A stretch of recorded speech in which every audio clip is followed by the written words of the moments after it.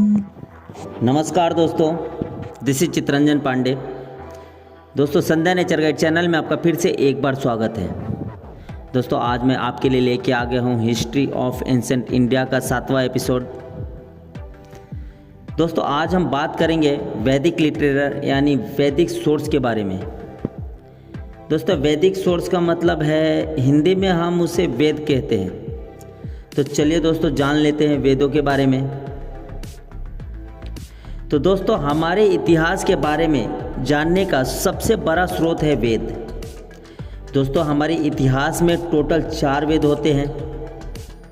पहला है ऋग्वेद, दूसरा है सामवेद, तीसरा है अथर्ववेद और चौथा है यजुर्वेद। दोस्तों, ये चारों वेदों में उस वक्त की घटनाओं के बारे में लिखा गया था।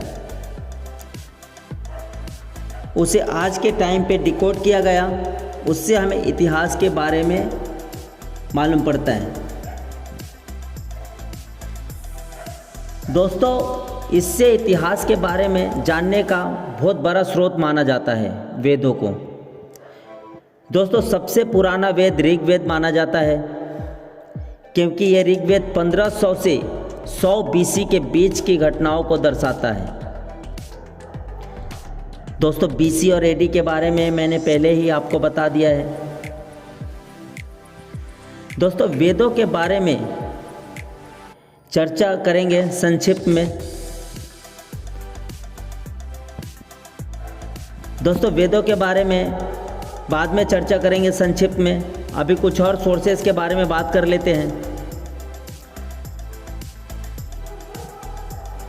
दोस्तों, अभी तो हम साहित्यिक सोर्स के बारे में बात कर लेते हैं। दोस्तों, हमारे साहित्यिक सोर्स में सबसे बड़ा सोर्स महाकाव्य आ जाता है, जैसे रामायण, महाभारत। दोस्तों, सब लोग जानते तो हैं रामायण और महाभारत के बारे में कि ये हुआ था, क्योंकि सबने टीवी पे देख रखा है कि युद्ध हुआ था अर्जुन और कर्ण में, कृष्ण और दुर्योधन में, राम और रावण के बीच में युद्ध हुआ था। सब लोग जानते हैं क्योंकि सबने इसे टीवी पे देख रखा है। लेकिन दोस्तों, ये टीवी में आया कैसे? जिसने रामायण महाभारत सीरियल बनाया, उसे कैसे बनाया? उसे कैसे पता कि रामायण में क्या हुआ था, महाभारत में क्या हुआ था, या उसे कैसे मालूम? क्योंकि उस टाइम में ये सब लिखे गए। ये अलग अलग भाषाओं में, संस्कृत में, उर्दू वगैरह होंगे, उस टाइम की भाषाओं में इसे लिखे गए।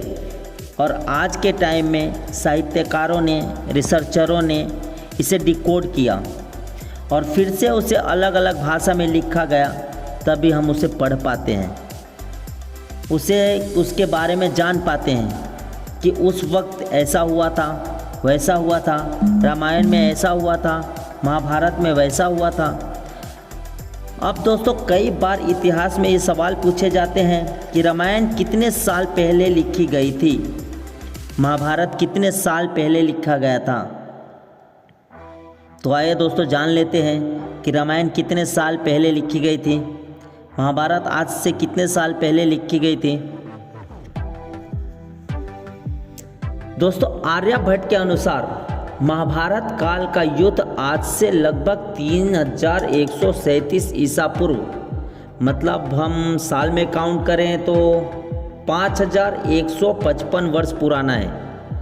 मतलब 5155 साल पहले महाभारत की घटना घटी थी, या बोल सकते हैं कि 5155 साल पहले महाभारत लिखी गई थी।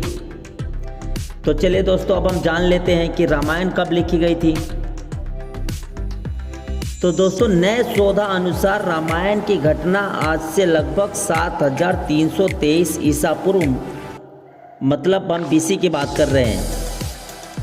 दोस्तों, आज से लगभग 7323 BC पूर्व, अगर हम साल में काउंट करें तो 9341 साल पहले रामायण की घटना हुई थी।